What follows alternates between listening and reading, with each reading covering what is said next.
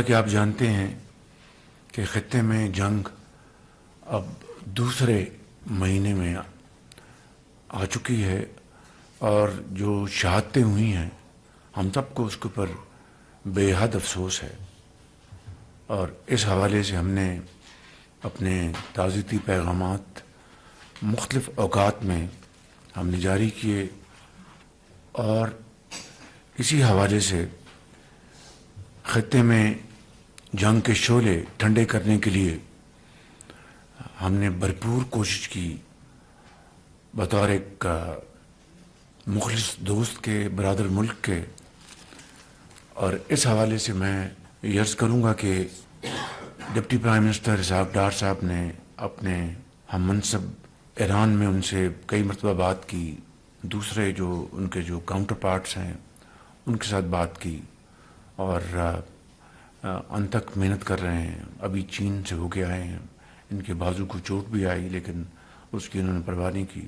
اور اسی طریقے سے فیلڈ مارشل صاحب نے اس حوالے سے کلیدی کردار ادا کیا اور کر رہے ہیں، اور اس حوالے سے میں سمجھتا ہوں کہ الحمدللہ مجھے یہ کہنے میں کوئی باک نہیں کہ پاکستان نے اس جنگ کو بند کرانے کے لیے اور سیز فائر کرانے کے لیے حت المقدور کوشش کی ہے۔ باقی اللہ تعالیٰ کے ہاتھ میں ہے، اور جس وقت میں آپ کی خدمت میں یہ معروضات پیش کر رہا ہوں، یہ ایفرٹس ہنوز جاری ہیں، اور انشاءاللہ میں سمجھتا ہوں کہ اللہ تعالیٰ ضرور اپنی کمال بیرماری سے اس خطے میں امن قائم کرے گا انشاءاللہ۔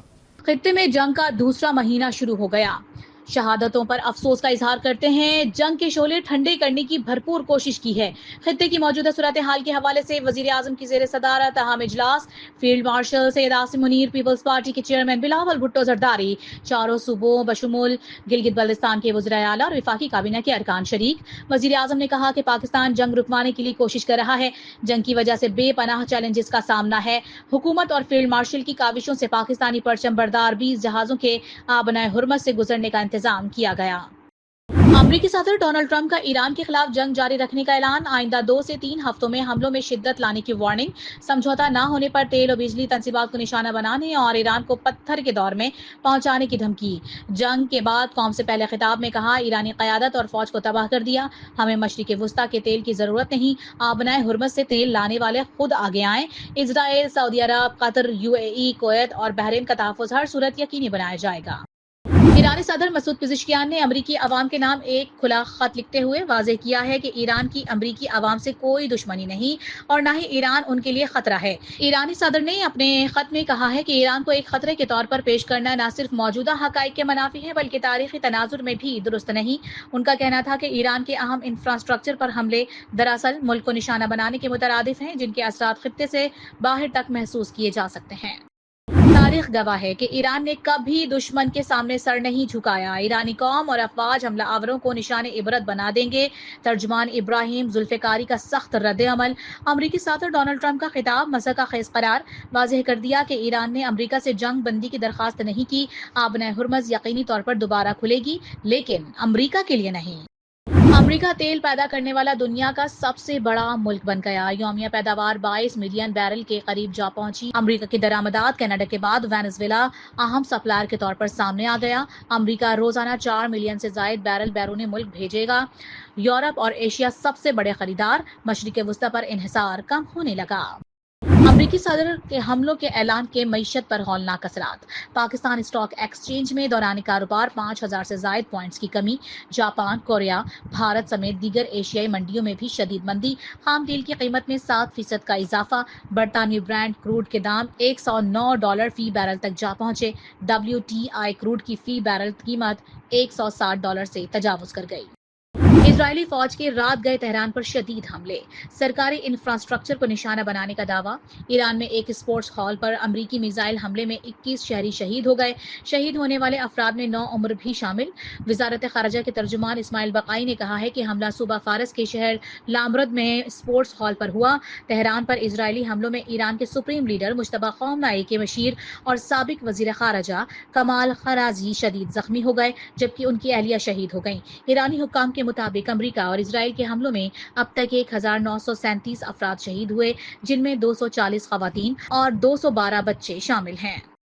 ایران کے جوابی وار اسرائیل اور امریکی تنصیبات پر حملوں میں تیزی، یو اے ای میں 37 امریکی فوجیوں کو ہلاک کرنے کا دعویٰ، اسرائیل پر میزائل حملوں کی تازہ لہر، تل ابیب سمیت متعدد شہر دھماکوں سے گونج اٹھے، کئی عمارتوں اور گاڑیوں کو نقصان پہنچنے کی اطلاعات، خطرے کی سائرن سن کر بھگدڑ مچ گئی، بنکرز کی طرف دوڑنے والے 6 اسرائیلی آبادکار زخمی، 1 ہلاک۔ اسرائیل کے لبنان پر حملوں کا سلسلہ جاری ہے، بیروت سمیت مختلف علاقوں میں فضائی بمباری سے حزب اللہ کمانڈر سمیت مزید 16 افراد شہید جبکہ 26 زخمی ہو گئے۔ لبنانی وزارت صحت کے مطابق اسرائیل نے 3 گاڑیوں کو 3 میزائلوں سے نشانہ بنایا، جس کے نتیجے میں سینئر کمانڈر یوسف ہاشم سمیت 7 افراد شہید ہوئے۔ لبنان میں شہداء کی تعداد 1318 ہو گئی۔ ایران نے پاکستان اور دیگر ثالثوں کے ذریعے امریکی پیغامات موصول ہونے کی تصدیق کر دی۔ ترجمان ایرانی وزارت خارجہ اسماعیل بقائی کی ایک بار پھر امریکہ کے ساتھ براہ راست مذاکرات کی تردید۔ خبر ایجنسی کے مطابق ثالثوں نے منگل کو ایران سے رابطہ کیا اور سفارتکاری جاری رکھنے پر بات چیت کی۔ برطانوی خبر رساں ایجنسی کا امریکی نائب صدر کا پاکستانی حکام سے رابطے کا دعویٰ۔ رپورٹ کے مطابق جے ڈی وینس نے ثالثوں کے ذریعے ایران کو امریکی صدر کا سخت پیغام بھجوا دیا۔ ٹرمپ نے امریکی مطالبات پورے ہونے پر جنگ بندی پر بات چیت کی آمادگی بھی ظاہر کر دی۔ مطالبات میں آبنۂ ہرمز کو دوبارہ کھولنا بھی شامل ہے۔ مصر کا پاکستان اور چین کے 5 نکاتی عام منصوبے کا خیر مقدم۔ وزیر خارجہ اسحاق ڈار سے مصر کے ہم منصب بدر عبدالعاطی کا ٹیلی فونک رابطہ، دونوں رہنماؤں کا خطے میں امن اور مذاکرات کے فروغ پر اتفاق، سفارتی سطح پر تعاون مزید بڑھانے اور قریبی رابطہ برقرار رکھنے کا فیصلہ۔ خطے میں امن کے لیے پاکستان کی سفارتی کوششیں جاری ہیں، مشرق وسطیٰ میں تنازع کا واحد حل مذاکرات ہی ہیں۔ ترجمان دفتر خارجہ طاہر حسین اندرابی کی ہفتہ وار بریفنگ، کہا اسحاق ڈار کا حالیہ دورہ چین انتہائی اہم پیش رفت ثابت ہوا۔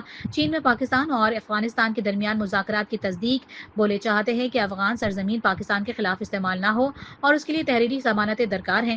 آپریشن غضب للحق جاری ہے، کوئی تبدیلی نہیں آئی۔ شمالی وزیرستان میں سیکورٹی فورسز کا خفیہ اطلاع پر کامیاب آپریشن، ISPR کے مطابق 8 دہشت گرد ہلاک، اسلحہ اور گولہ بارود برآمد۔ افغان طالبان رجیم اپنی سرحدی ذمہ داریوں کو مؤثر طریقے سے نبھانے میں ناکام، مزید دہشت گردوں کے خاتمے کے لیے کلیئرنس آپریشن جاری۔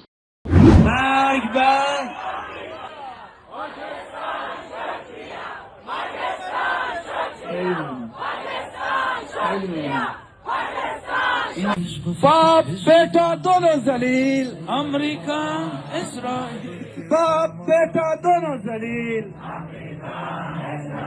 امریکہ کا جو یار ہے۔ شکریہ پاکستان، ایرانی عوام کا امن کوششوں پر خراج تحسین۔ تہران میں ریلی، ایرانی صدر اور وزیر خارجہ کی شرکت، سبز ہلالی پرچم اٹھائے شرکا کے نعروں سے فضا پاکستان زندہ باد کے نعروں سے گونج اٹھی۔ پاکستانی عوام کی محبت کبھی نہیں بھولیں گے، شرکا کا اظہار خیال، کہا تعاون کرنے پر بہت بہت شکریہ۔ کراچی میں طوفانی بارش، مختلف علاقوں میں اندھیرا چھا گیا، سڑکیں تالاب بن گئی، ٹریفک کا نظام بھی درہم برہم، بجلی غائب، طارق روڈ، شارع فیصل، صدر، ڈیفنس، کلفٹن اور اولڈ سٹی ایریا میں بادل برس پڑے۔ North Karachi power house چورنگی، Orangi town, north ناظم آباد میں بھی جل تھل ایک ہو گیا۔ محکمہ موسمیات کا کراچی سمیت سندھ بھر کے لیے 4 اپریل تک موسلادھار بارشوں کا الرٹ جاری۔ بلوچستان میں طوفانی بارشوں نے تباہی مچا دی، مختلف حادثات میں 7 افراد جاں بحق، 4 زخمی۔ ہرنائی، چمن، قلعہ عبداللہ کے ندی نالوں میں طغیانی، سیلابی ریلوں سے مختلف علاقوں کا زمینی رابطہ منقطع، رابطہ سڑکیں متاثر۔ پنجاب اور خیبر پختونخوا میں بھی مزید بارش متوقع، کشمیر اور گلگت بلتستان میں بارش کے ساتھ ژالہ باری اور برف باری کا امکان۔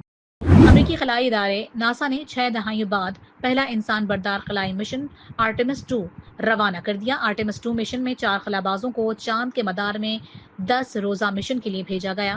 ناسا نے پہلی بار خلابازوں کو اپنے اسمارٹ فونز خلا میں لے جانے کی اجازت دے دی۔